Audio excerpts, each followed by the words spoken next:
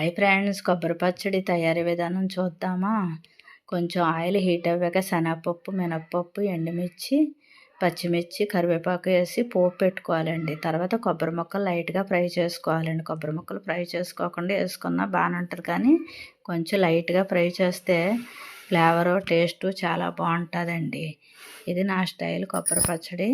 ఈసారి ట్రై చేసి చూసి కామెంట్ సెక్షన్లో కామెంట్ చేయండి. నా వీడియో నచ్చితే లైక్ చేయండి, షేర్ చేయండి, సబ్స్క్రైబ్ చేయండి. ఎన్ని రోజులైందండి పచ్చడి తీసి షార్ట్ వీడియో పెడదాం అనుకున్నాను. ఎక్కువ లెంత్ అయిపోయింది. షార్ట్ వీడియో కింద తీసాను, లాంగ్ వీడియోలు లేవు కదా అని లాంగ్ వీడియో కింద అప్లోడ్ చేస్తున్నానండి. ఇగో చిన్న నిమ్మకాయ అంతా చిటికుడు ఎక్కువ పులుపు ఉంటే బాగా తక్కువ వేసుకోవాలండి. చింతపండు గోరువెచ్చడి వేడి నీళ్ళలో నానబెట్టి ఉంచుకున్నానండి. ఇలాగైతే మెత్తగా వద్దుగా వెల్లుల్లి రబ్బలండి. పోపులోని కొబ్బరి ముక్కలు వేసి కచ్చాపచ్చాగా ఫోర్స్ మీద మిక్సీ చేసుకోవాలండి.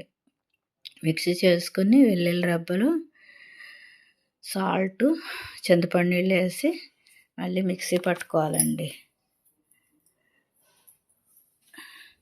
ఇలా మిక్సీ పట్టుకుంటే పచ్చడి చాలా బాగుంటుందండి. అన్నంలోకి కానీ, దోశల్లోకి కానీ, ఇడ్లీలోకి కానీ చాలా బాగుంటుందండి.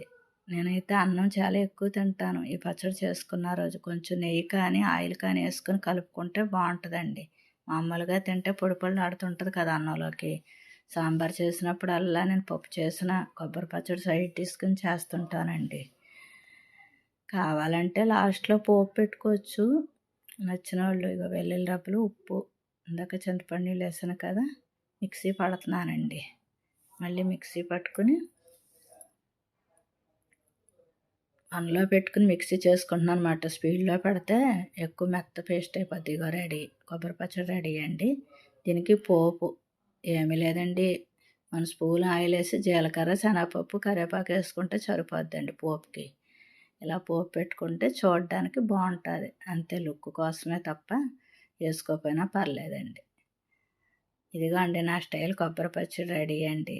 ఎలాగుందో కామెంట్ సెక్షన్లో కామెంట్ చేయండి. నా వీడియో నచ్చితే లైక్ చేయండి, షేర్ చేయండి, సబ్స్క్రైబ్ చేయండి. Bye friends.